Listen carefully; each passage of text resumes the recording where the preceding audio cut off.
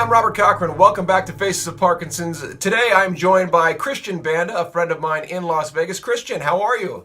I'm doing well, and yourself? I'm doing really well, thank you. So, Christian, you, to get this out quickly, were diagnosed in 2014, I understand, which was when you were 34 years old, and you are a father of two kids, right? That is correct. That is Yes. a lot to have on your plate. Can you take me back to 2014, what that felt like with kids who was a practical newborn at that time and another very young one, and getting this diagnosis, and tell me what you went through? Upon my initial diagnosis, it came as a shock. I didn't know much about Parkinson's. All I knew was Michael J. Fox, Muhammad Ali, but I didn't understand any of the symptoms that were associated with Parkinson's. And it wasn't since my initial symptoms started back in late 2010, early 2011. I've uh, I've been able to lose about 60 pounds through diet and exercise. And for me, that's been one of the biggest things that has helped me take control of this condition. Well, let's dive right in because I think it's fair to say that you've done more with your life post Parkinson's than you would have imagined when you got initially diagnosed, especially when it comes to exercise. What got you on the path to exercise? And then we'll talk more about what you've done with it. So my doctors kept telling me exercise, exercise. You need to keep doing this. My first experience with any type of running was a Jingle Bell Run. It was a 5K event that is held here in Las Vegas, and I ran with the family. It was just a fun run. But the defining moment for me was when I did an obstacle course race, and when I did that obstacle course race, I would say about 6, 7 miles into the race, I flipped a 300-pound tire, fell face first in the process, trying to flip it several times.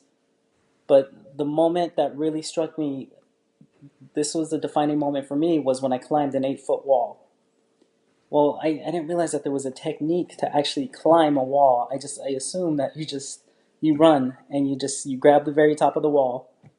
Well, that's exactly what I did. I smashed my foot, and when I smashed my foot, I literally felt like I broke my foot.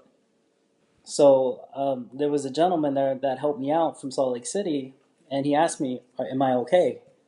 He's referring to the epic fail that I had with the wall itself. So I told him I had Parkinson's, and for about 3 to 4 miles, I limped and I hobbled. And what got me through all of it was family. Thinking of my children, thinking of my wife, thinking about this is not how my story's going to end. I'm going to continue doing this. And from that point on, that lit a fire in me that is still burning to this day. That's fantastic. And what did your family, how have they responded to your exercise and the man you've become? What kinds of things do they say to you? My children are extremely proud of me. They go around, they keep telling their friends. I was like, my dad is a Spartan. My dad, he does all these amazing things. What can you do to help other people? Because I read every day, and I think these are sometimes the most important people in our community. The people who are newly diagnosed who say, "What can I do? What should I do?" They're scared, they're frightened. What can you do? What do you do to make sure that people who are just starting out on their journey get the right information and get started with getting moving?